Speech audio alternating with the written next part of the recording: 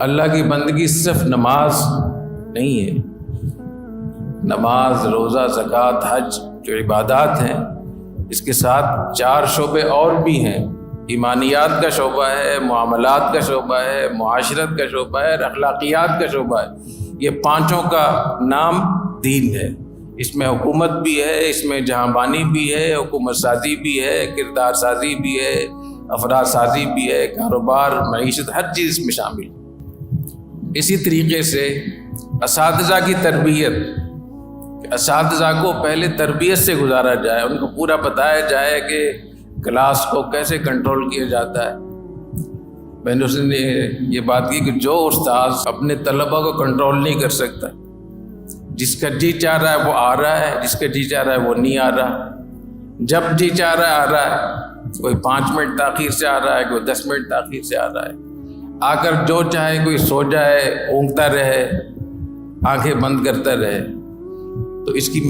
تو جو استاذ اپنی کلاس کو نہ سنبھال سکے وہ اس شوہر کی طرح ہے جو بیوی کو نہ سنبھال سکے. تو استاذ کو اتنا کنٹرول ہونا چاہیے، اس کو پتہ ہو کہ طالب علم کون ہے، کیا کر رہا ہے اس. اور ہمارے نظام تعلیم میں طلبہ کی تعداد اتنی زیادہ ہو جاتی ہے، مالیات کی کمزوری کی وجہ سے یا دماغ کے کمزور ہونے کی وجہ سے. افلاس کی دو قسمیں ہوتی ہیں نا، ایک مالی افلاس ہوتا ہے اور ایک عقل کا افلاس ہوتا ہے. ذہنی افلاس وہ بہت خطرناک ہوتا ہے. تو ہمارے مدارس میں، ہمارے اسکولوں میں بھی یہی ہے کہ انفرادی طالب علم کی صلاحیت پر توجہ نہیں دی جاتی. 1660 میں ایک فرانسیسی ڈاکٹر ہندوستان آیا تھا، اس کا سفر نامہ ہے. تاریخ نہ لکھی ہو تو اس کو لگے گا کہ وہ کل ہی آیا تھا. جو ہمارے بر صغیر میں بد نظمی ہے، نظم و ضبط نہیں ہے، صفائی ستھرائی نہیں ہے، اس نے لکھا ہے کہ ایک ہی دکان پہ ریشم بھی بک رہا ہے اور ساتھ میں برابر میں تیل اور گڑ کی دکان بھی ساتھ. تو کوئی احساس نہیں ہے صفائی ستھرائی کا. اور اس نے یہ بھی لکھا ہے کہ زمین بہت اچھی ہے لیکن اس سے غلہ حاصل کرنے کی پرانے 1660 کی بات ہے. تو ہم اپنے آپ کو تبدیل کریں. ان اللہ لا یغیر ما بقوم حتی یغیروا ما بانفسہم، ورنہ یہ رونا بند کریں. ہر وقت ہم احتجاج کرتے ہیں، یہ ہو گیا، یہ ہو گیا. یا اللہ نے آپ کو مرد بنایا ہے، مسلمان ہیں، آپ نوجوان ہیں، آپ کو رونے کی ضرورت، کام کرنا چاہیے. اسی طریقے سے نظام تعلیم کو مؤثر بنانے کے لیے، طلباء کی صلاحیتوں کو اجاگر کرنے کے لیے، ان کے ذہن کو اور ان کی یادداشت کو بہتر کرنے کے لیے ہم نصابی سرگرمیاں اور غیر نصابی سرگرمیاں، جو بظاہر غیر نصاب ہیں، اس میں کھیل کود وغیرہ سب آتے ہیں، اس کا بہت بڑا حصہ ہوتا ہے اس میں. تو جب ان چیزوں کا ہم خیال نہیں رکھیں گے تو ہم ایسی قیادت پیدا کر رہے ہیں جو اپاہج ہے، صحت کے لحاظ سے بھی، ذہن کے لحاظ سے بھی، تجربے کے لحاظ سے بھی، تعلیم کے لحاظ سے بھی، تربیت کے لحاظ سے بھی. اور ہم پھر کہتے ہیں کہ یہاں حالات کیوں نہیں ٹھیک ہو رہے. اور یہ سب کچھ کیسے ہوگا؟ ہر آدمی اپنی ذمہ داری ادا کرے.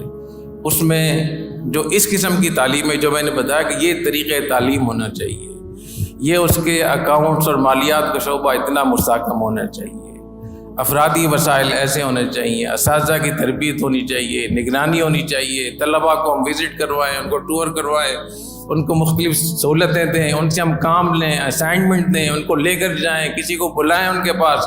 یہ جو 10-15 طریقے میں نے آپ کو بتائے ہیں، اس کے لیے وسائل کی ضرورت ہے، مالی وسائل کی ضرورت ہے. اگر مالی وسائل آپ کے پاس نہیں ہے پھر تو ٹھیک، کیونکہ پھر آپ میں بھوکا بھی گزارا کر سکتے ہیں. لیکن اگر آپ کے پاس ہیں اور وہ وسائل برباد ہو رہے ہیں، ضائع ہو رہے ہیں، چاہے وہ صلاحیتوں کے وسائل ہوں، چاہے اوقات کے وسائل ہوں، چاہے وہ توانائی ہو آپ کے پاس یا مالی وسائل ہوں، اس پہ جو میں یہ سمجھتا ہوں کہ ایک بہت بڑی تبدیلی کی ضرورت ہے ہمارے اس پورے نظام میں. وہ ایک ہمارا نظام تعلیم، مدارس کا نظام تعلیم، یہ لینا تو سکھاتا ہے، دینا نہیں سکھاتا. یعنی ہم یہ سمجھتے ہیں کہ لوگ ہماری مدد کریں گے، لوگ ہمیں سپورٹ کریں گے، لوگ ہمیں دیں گے تو ہم دین کی خدمت کریں گے اور دنیا میں ہم طوفان برپا کرتے ہیں.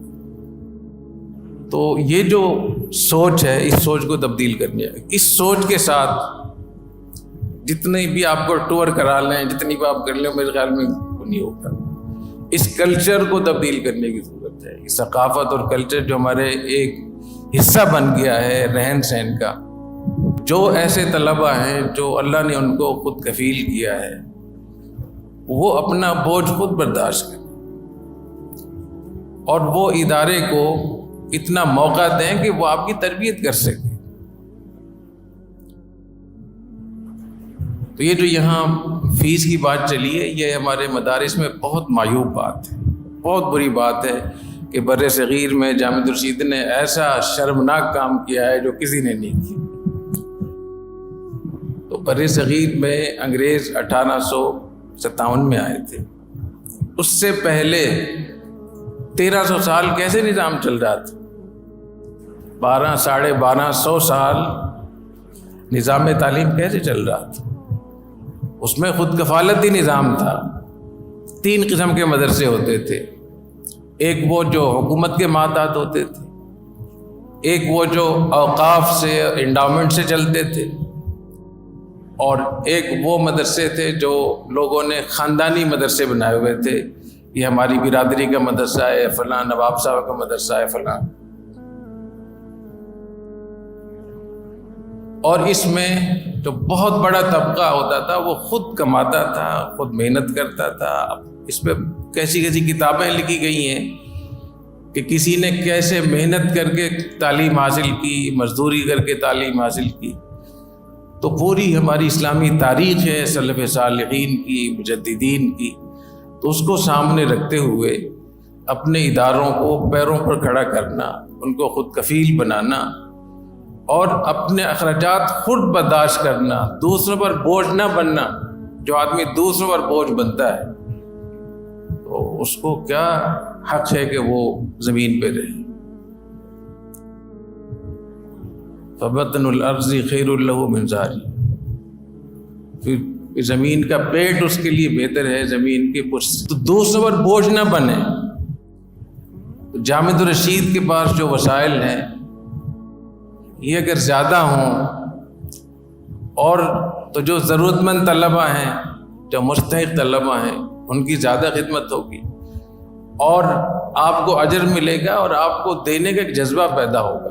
شیخ الاسلام حضرت مدنی قدس روح نے ارشاد فرمایا تھا، علی گڑھ میں ایک بیان تھا، اس میں حضرت نے فرمایا تھا کہ اگر اساتذہ ہمارے فضلاء خود کفیل نہیں ہوں گے تو یہ اپاہج ہوں گے، اور اپاہج قیادت کیا کر سکتے.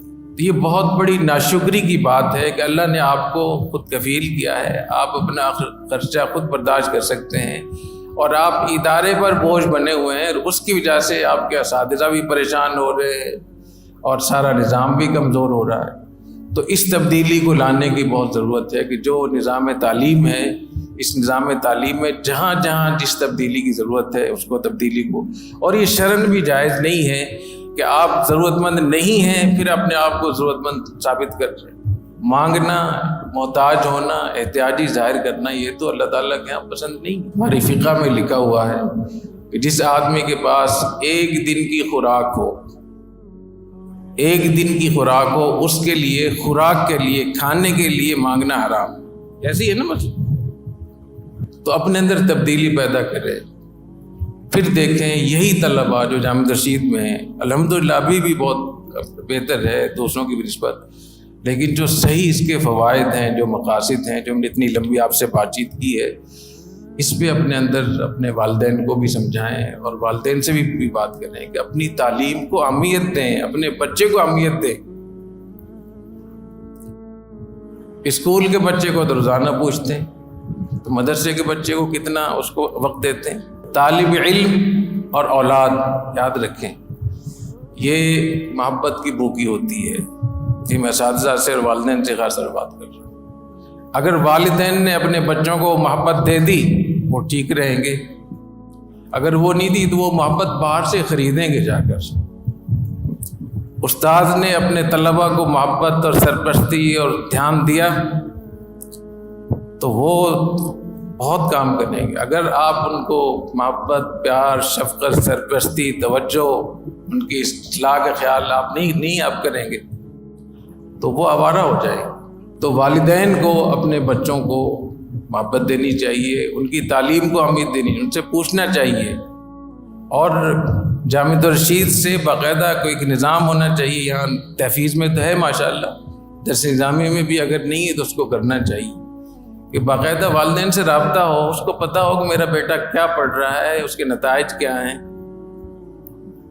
اس کا خلاصہ میں بتا دوں آپ کو، اس کا خلاصہ یہ ہے کہ اپنے اندر تبدیلی لے کر آئیں، جامعہ الرشید کے جو ویژن ہے اس کو یاد کریں، دوسروں تک پہنچائیں، اور جو ہماری مرکزی مسئلہ ہے وہ قیادت کا فقدان ہے، یا قیادت کی کمزوری ہے، یا ان کی لا علمی ہے، یا قیادت کی بے حسی اور کاہلی اور سستی، اور اس کے حل کے لیے ضروری ہے کہ ہمارا نظام تعلیم اور نظام تربیت ٹھیک ہو، اور نظام تعلیم اور تربیت کو بہتر کرنے کے لیے کچھ ذمہ داریاں منتظمین کے اوپر ہیں، کچھ دفتر تعلیمات کے اوپر ہیں، تخصصات کے ذمہ داروں کے اوپر ہیں، کچھ اساتذہ کے ذمے ہیں، کچھ آپ کے ذمے ہیں، کچھ آپ کے والدین کے ذمے ہیں۔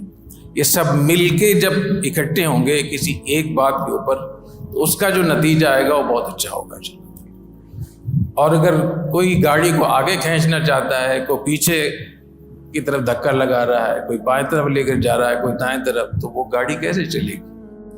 تو جتنے بھی اس کے پارٹ ہیں، جتنے اجزاء ہیں، والدین ہیں، ان کے بچے، طلبہ ہیں، اساتذہ ہیں، منتظمین ہیں، ان سب کو ایک اس پہ اکٹھا ہونا چاہیے، اور انشاءاللہ اس کے بعد جو اس کے نتائج ہوں گے بہت بہتر ہوں گے۔ اللہ تعالیٰ عمل کرنے کی توفیق عطا فرمائے، اور جو اس مجلس کے مقاصد ہیں اللہ تعالیٰ ان مقاصد کو میں کامیابی عطا فرمائے۔ سبحانک اللہم و بحمدک، اشہد ان لا الہ الا انت، استغفرک و اتوب الیک۔